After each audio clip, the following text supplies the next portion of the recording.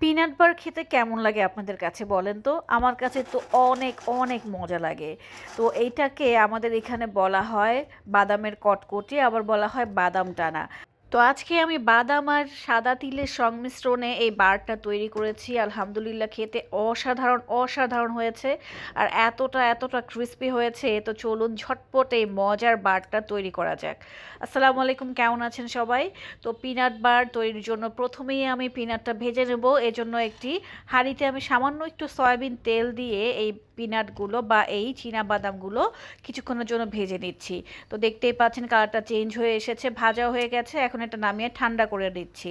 অন্যদিকে এখানে আমি তিল নিয়ে নিয়েছি, সাদা তিল 1/2 কাপ পরিমাণ। তো সাদা তিলটাও একেবারে মিডিয়াম টু লো আছে অনবরত নেড়ে চেড়ে হালকা লাল হওয়া পর্যন্ত ভেজে তারপর উঠিয়ে একটা সাইডে রেখে দিচ্ছি। ভাজা হয়ে গেছে, এটাও নামিয়ে নিচ্ছি।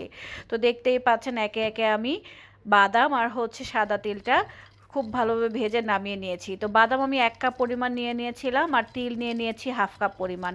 বাদামের ছিলকাটা এখন আমি হাত দিয়ে কচলিয়ে কচলিয়ে উঠিয়ে নিচ্ছি। আর দেখতেই পাচ্ছেন ছিলকাগুলো আমি পরিষ্কার করে নিয়েছি। আর আপনারা কিন্তু খুব সহজেই আমার মতো করে ছিলকাগুলো পরিষ্কার করে নিতে পারবেন ঠিক এইভাবে।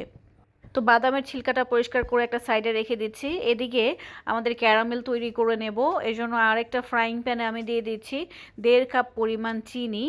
এখন চিনিতে সামান্য একটু পানি দিয়ে অনবরত নেড়ে চেড়ে আমি ক্যারামেলটা তৈরি করে নেব। আর এই মুহূর্তে আপনারা অবশ্যই চুলার সামনেই থাকবেন। তো ওইদিকে ক্যারামেল হতে হতে পাশে আমি যেই বাটিতে বা যেই একটা ছড়ানো পাত্রে এই পিনাট বাটার সেট করব, ওইটাতে সামান্য একটু তেল আমি গ্রেস করে নিয়েছি। আর এদিকে দেখতেই পাচ্ছেন চিনিটা আমাদের গলা শুরু হয়ে গেছে। তো অনবরত নাড়তে নাড়তে ক্যারামেলের কালারটা চলে এসেছে। তো একেবারে পুড়ে ফেলা যাবে না, ওইদিকে কিন্তু অবশ্যই আপনারা খেয়াল রাখবেন। তো এরকম একটা লাইট কালার আসার পরে আমি সাথে সাথেই ভেজে রাখা বাদাম আর তিলটা এখানে দিয়ে দিচ্ছি। চুলার আঁচটা এই মুহূর্তে মিডিয়াম টু লোয়ে রাখবেন। অবশ্যই অবশ্যই আপনারা এটা অবশ্যই খেয়াল করবেন যেন এই ক্যারামেলটা পুড়ে না যায়। যদি পুড়ে যায় তাহলে আপনার সম্পূর্ণ কাজটাই বৃথা হয়ে যাবে, কারণ ক্যারামেলটা পুড়ে গেলে খেতে তিতা লাগবে আর কিন্তু আপনাদের এই বারটা মজা লাগবে না। যাই হোক, আমি খুব ভালোভাবে সব কিছু একত্রে খুব দ্রুত সময়ের মধ্যে মিক্স করে নিয়েছি। এখন এটা আমি নামিয়ে নিচ্ছি। তো আগে থেকে গ্রিস করা সেই বাটিতে এটা আমি নামিয়ে নিচ্ছি আর সাথে সাথেই খুব ভালোভাবে ছড়িয়ে দিচ্ছি। খুব ভালোভাবে আমি ইভেন করে ছড়িয়ে দিয়েছি, দেখতেই পাচ্ছেন। আর এটা গরম থাকা অবস্থাতেই কিন্তু আপনাকে সেটটা করে নিতে হবে।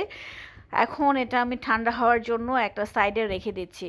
আর আমি মনে হয় যে এক নাছোড়বান্দা, একটু পরপরই গিয়ে চেক করে নিচ্ছি যে এটা কি ঠান্ডা হয়েছে কিনা।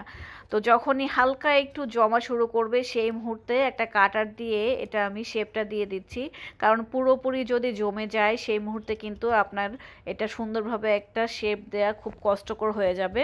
তো মোটামুটি একটু জমে যাওয়ার পরে কিন্তু আমি সুন্দরভাবে কিছু শেপ দিয়ে দিয়েছি। তারপর এটা খুব ভালোভাবে ঠান্ডা করে নিয়েছি। আর এটা যেহেতু একটা স্টিলের প্লেটে আমি জমিয়ে নিয়েছি, স্টিলের প্লেটটা নিচ থেকে এভাবে চাপ দিলেই দেখবেন এটা খুব সুন্দরভাবে খুলে যাবে। আর আমার মতো এত তাড়াহুড়া করার কোনো দরকার নেই, একটু খুব ভালোভাবে ঠান্ডা হয়ে যাওয়ার পরেই আপনারা এটা উঠিয়ে নেবেন, তখন কিন্তু খুব সুন্দরভাবে উঠে যাবে। যাই হোক, আমি এক এক করে সবগুলো এই বার উঠিয়ে নিচ্ছি। আসলে এটাকে আমি পিনাট বার বলবো নাকি সিসিমি বার বলবো, এটা নিয়েই কনফিউশনে আছি। যাই হোক, আপনারা কিন্তু অবশ্যই এই বাদাম আর তিল একসাথে মিক্স করে এইভাবে এই বারটা তৈরি করবেন, খেতে জাস্ট অসাধারণ হয়। এতটা ক্রিস্পি আর মজা হয়েছে। যাই হোক, অবশ্যই কম খাবেন, আমার মতো কিন্তু এত বেশি খাবেন না, ঠিক আছে?